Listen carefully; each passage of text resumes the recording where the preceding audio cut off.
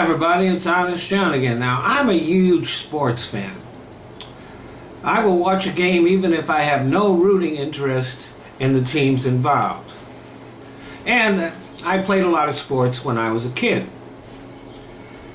And one of the things that you see in sports is that in baseball, for example, sometimes hitters go on hot streaks, and then on other times they go with the slumps.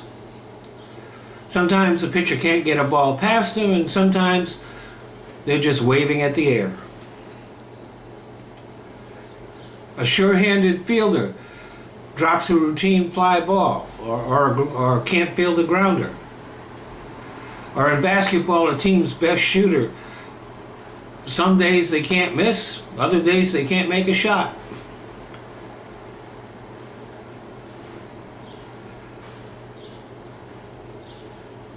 But even though it's most notable in sports, I think we would all agree that we all have good days and bad days. And you just hope that they don't happen when you have a big test, for example, or an important job interview. Now, some people would ascribe those ups and downs to what are called biorhythms.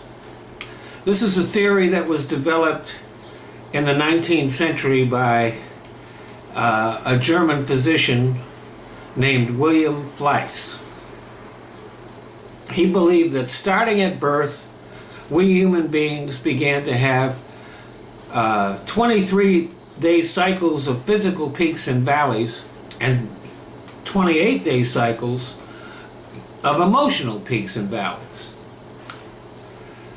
This theory became popular in the United States in the 1970s, but has since kind of gone out of fashion, and for good reason, because studies have shown that it doesn't have any real predictability to it. Now, at first glance, it seems reasonable. After all, human beings do have natural cycles. Women have menstrual cycles. And all of us have what are called circadian rhythms, where most of us sleep at night and are most awake in the daytime. And people who work on the night shift will tell you that these cycles are very difficult to adjust. But the 23-day cycle of biorhythms appears to be simply arbitrary. And like I said, studies have found that there is no predictive value to it. And it doesn't take into account that we all have stuff going on in our lives that affects our ability to perform. A falling out with a friend or family member may affect our ability to concentrate. Maybe we had trouble sleeping last night, or maybe that big dinner that we had is slowing us down. Whatever the reason, whether we are an athlete or a regular Joe, we all have our ups and downs, and they are not entirely predictable. All we can do is do our best on our bad days and enjoy our good days. Thanks for listening. Hey, thanks for watching my videos. And I want you to keep on doing that.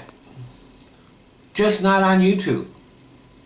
If you look down in the description box, you're going to see two new links there. One is to my Patreon page, the other one is to a site called Top Buzz. Now on Top Buzz, they're letting me monetize my video, and they're not even ads on them. So I'd like you to get in the habit of watching my videos there. Or you can go to my Patreon page, and if you want to become a supporter, that would be great. If you don't, you can still watch my videos there. But for me, YouTube is no longer worth bothering with. It's just a launching pad that I use to put my videos other places on the net. So I do want you to keep on watching my videos, but not on YouTube.